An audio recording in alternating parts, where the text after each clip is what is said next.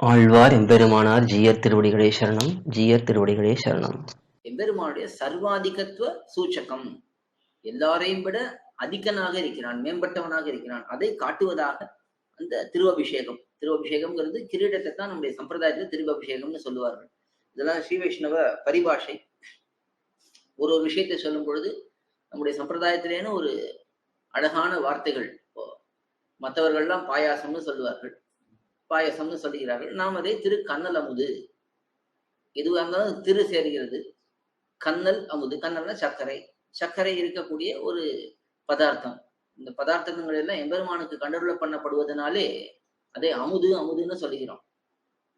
பகவானுக்கு ஒரு விஷயத்தை சமர்ப்பித்து விட்டோம் என்றால் அது அமிர்தமாக ஆகிவிடுகிறது. அது என்ன அமுது? இப்ப திரு கண்ணல் அமுது. இந்த திருங்கிறது எல்லாத்துக்கும் பொது. எம்பெருமானுடைய சம்பந்தம் இருந்தாலே அது திரு சேர்க்கப்படுகிறது, அமுது சேர்க்கப்படுகிறது.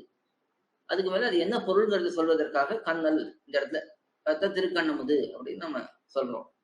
திருக்கண்ணல் அமுதுங்கிறது தான் திருக்கண்ணமுதுன்னு ஆயிருக்குது. இப்போ ஆனா பொதுவாக உலகத்திலே அதை என்ன சொல்லுகிறார்கள்? ஒரு பாயாசம் அப்படின்னு சொல்லுகிறார்கள். இல்ல தமிழ்ல சொல்லுவார்கள்னா அக்கார அடிசில்னு கூட சொல்லுவார்கள். ஆனா அது நம்முடைய சம்பிரதாய அக்கார அடிசில்னு நம்முடைய சம்பிரதாயத்தில் சொல்லப்படுகிறது. இருந்தாலும் திருக்கண்ணல் அமுதுங்கிறது விசேஷமாக அந்த பதார்த்தத்துக்கு ஒரு ஒரு பெயர். அதே போல இப்போ ஒரு குழம்புன்னு பொதுவா சொல்லுகிறார். அதே நெகிழ் தருமது, நெகிழ் கரி அமுது. அதாவது நெகிழ் கரி அமுதுன்னா அமுதுங்கிறது எல்லாத்துக்கும் பொது, எம்பெருமானுக்கு சமர்ப்பித்ததாக அமுதாயிடுறது. நெகிழ் கரி, அதாவது அது எப்படி இருக்கும்னா, பொதுவா கரி அமுதுன்னா கெட்டியா இருக்கும். அதை போட்டு வதக்கிறதோ இல்ல வேக வைக்கிறதோ ஏதோ ஒண்ணு பண்ணினா அது கெட்டியா இருக்கும். இது நெகிழ்ந்து இருக்கும், கொஞ்சம் ஜலமும் சேர்த்து இருக்கிறதுனால.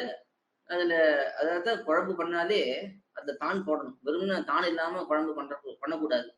அது ஏன்னா அதுக்கு பேரே நெகிழ் கரி அமுதுதான். இந்த குழம்புங்கிறத நம்ம சொல்றோமே தவிர அதுக்கு நெகிழ் கரி அமுதுன்னு தான் பேர். அதை தான் போட்டுதான் போடணும்.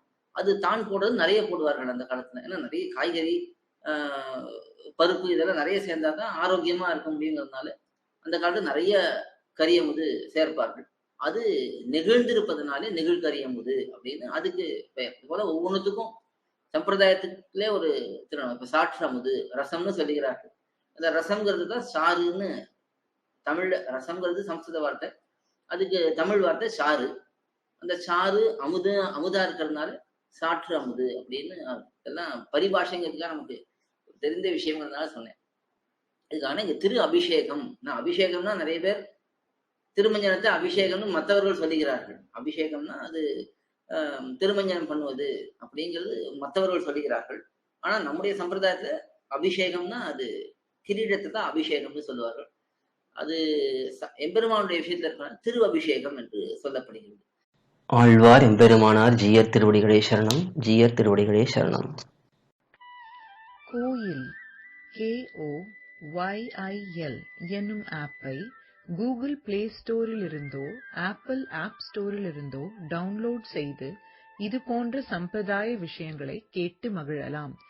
எங்கள் வலைத்தளம் koil.org, KOYIL.org.